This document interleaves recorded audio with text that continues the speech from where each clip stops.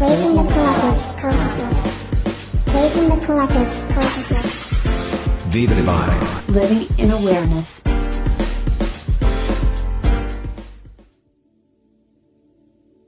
Hey Dennis, welcome to the podcast. I'm really grateful that you are here. We've got so much to talk about, but we can only talk about so much in this podcast. But I just want to let everybody know who's listening that we're going to have Dennis on for multiple episodes because he's got so much to share. It's going to be amazing. So welcome to the Divine Podcast. I'm glad to be here, Debbie.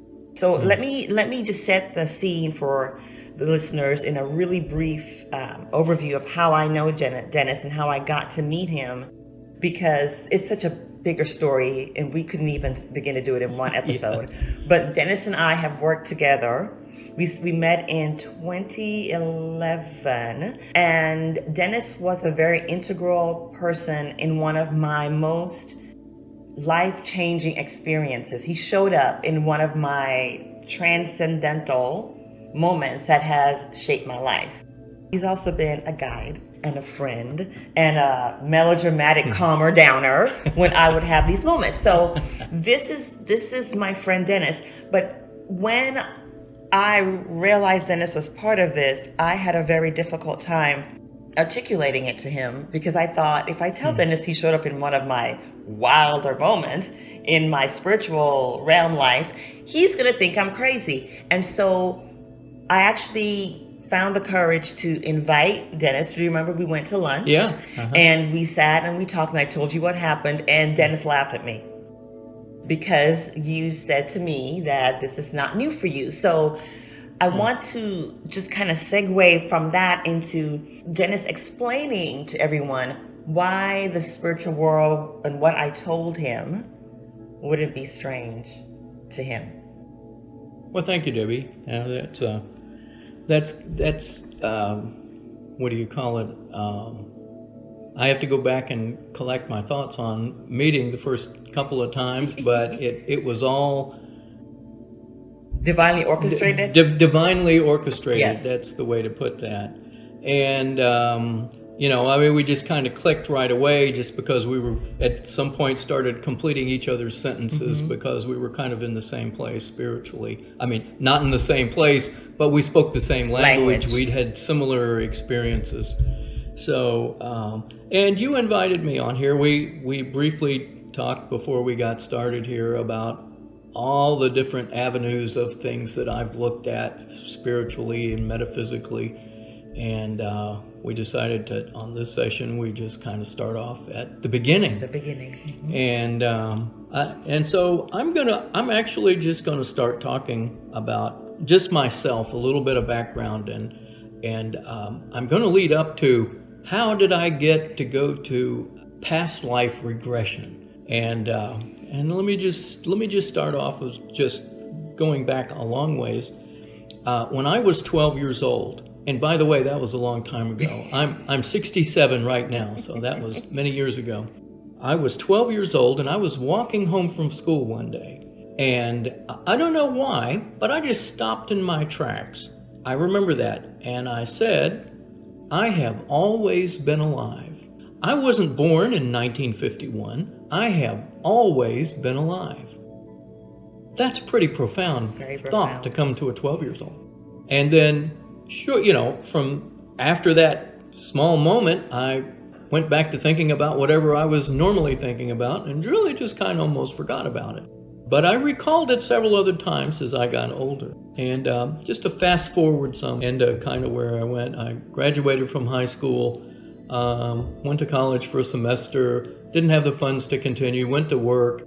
And I developed at the age of 20 years old a profound fear of traveling by myself, and with panic attacks and things like that. I got to where I developed this phobia of traveling by myself.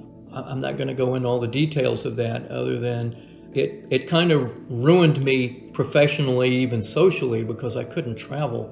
I mean, I could travel like within a city. By the way, my parents had moved to Houston when this happened. I was living on the East Coast at the time, and I came back to here My parents had moved here, and so I came here really just to be with my parents, and started working here and just became landlocked into the city of Houston, so to speak, or the general area. And this phobia persisted. I tried lots of things through the years. I mean, I can't tell you how many psychiatrists and psychologists and all kinds of independent therapies and things I've attended. And I got a little better over time. I learned to live with it. I could get to where I could go around, but nothing could quite break it. And needless to say, this was great professional detriment. I went to college, I got a degree, and but I couldn't travel in my work, so it kind of pinched me, and I was basically working as a technical writer for many years and in the curriculum development, training development field. And all the real job opportunities in that profession require travel to distant cities and even distant countries. So this was something that kind of made me feel like it was an iron ball chained to my leg my entire adult life. Do you feel like this is something that is attached to your experiences, tapping into that awareness that you have been alive forever? Well, let me get into a kind of a solution I found. And this was, I guess, around 2007.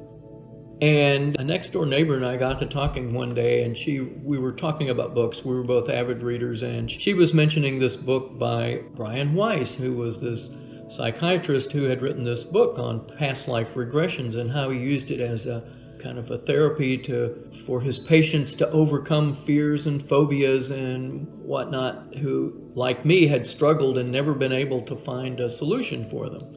She loaned me the book, Many Lives, Many Masters by Brian Weiss. I read it, and it was, I clicked with it. It was all new to me, and I thought, I'm going to have to look into this myself. And so I searched out a reputable past life regression therapist in Houston. Her name is Melanie Harrell. She was actually received training from Brian Weiss, so that was one of the reasons for selecting her. I did not know that. Yeah. So anyway, she knew what she was doing. So I made an appointment, went in there, and when you have your first meeting with her, you discuss, what issues you're looking at and what do you want to achieve. Some people go for past life regressions just to see what's out there, just to see what's been. And of course mine, I had this fear of traveling far away by myself. So she took me back the first session. I went back. I was a young male. I'm thinking maybe, 13, 14 years old. And at a time when I was in a culture of pre-verbal cavemen. This was a long time ago. I could talk a lot of details about this. First of all, when you're in a proper state of hypnosis and you're back there, things are as real, your memories are as real as anything that I can remember that happened to me yesterday. It's just that clear. It's in Technicolor, it's in 3D, it's in THX sound. You're there. What happened is I was with an older adult, and we were fishing in a stream, which is another remarkable thing. Let me digress about this. Well, I just found myself here, and we had some tree limbs that we had picked up off the ground, and we're smacking the water in this shallow pool of water. We're just smacking it, just going crazy, just smacking it with these sticks in the water. And I'm thinking, even to myself, why are we doing this?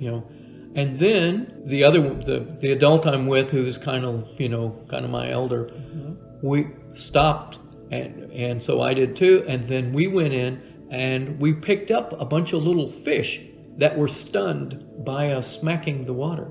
Interesting. And as it turns out, that's the way people used to fish back in those days. You stun the fish by smacking the water. You create a shock wave that stuns them, so you can just go pick them up out of the water. I went to Melanie Harrell for 4 sessions, and that was just one of them. But in all of them, every time when I got done, I would go home and then research whatever thing was new and strange and find it to be, in every case, I could find historically that's exactly the way things were done. In fact, they still use that method of fishing in some primitive cultures today in the world. That's fascinating. Yeah. So what happened in that lifetime was me and this adult, we were fishing. I forget all the little details before then, but something happened. There was a commotion. What? I'm not clear. But the adult and I started running off to flee some sort of danger. And the adult, being bigger and faster, whatnot, got separated from me and just kept on going. And I found myself all alone out in this big grass prairie. And I'm panicking out there because there's no one around and I can't see anything and I'm just by myself. And I remember it just went on and on and on. I'm in this situation of being by myself. I'm all alone. I'm defenseless. I'm helpless. I don't know where I am. I don't know what I'm going to do. You can just visualize all the trauma that was going on with that. I think you can see the connection between that episode and my fear of traveling in this life by myself. One thing that Melanie Harrell always does in her regressions, and I think most other past life regressionists do this too, is they take you through the rest of that lifetime and take you to the end of your life. You get to relive your death in that lifetime. And how was the end to this one? Okay, well, what happened is in this episode, I'm out there wandering around by myself. I get near a slough, a bog, like water with reed grass growing in it. And out of anywhere, a large lion comes and grabs me by the ankle. And I remember there wasn't much thing. It's just like it intentionally came over and grabbed me by the ankle and started at the lower part of my leg, clamped on its teeth around me and started dragging me. Just started dragging me through the grass and the reed grass and the mud. I can remember smelling and tasting the mud, seeing all the weeds go by. My hands are flailing. I was trying to grab the grass and to no avail. This cat's just pulling me along and takes me out into this opening, drags me out into the opening. And when I get out there, I see 4 or 5 other lions around who all converge on me at once. Mm-hmm. Since I'm reliving this life, I think this is, in fact, the others, I had the same experience of, I did not experience any physical discomfort in dying. Mm-hmm. Because what happens is you will know just instinctively, intuitively that this is the end. Mm-hmm. And your spirit will rise out of your corporate body. Mm-hmm. And in fact, what happened when I saw the other cats converge on me, I rose up and looked down on it and watched them tear at and devour my body. And I didn't feel a thing. Mm-hmm. I just watched, I just observed it. And so that was the first past life regression I had.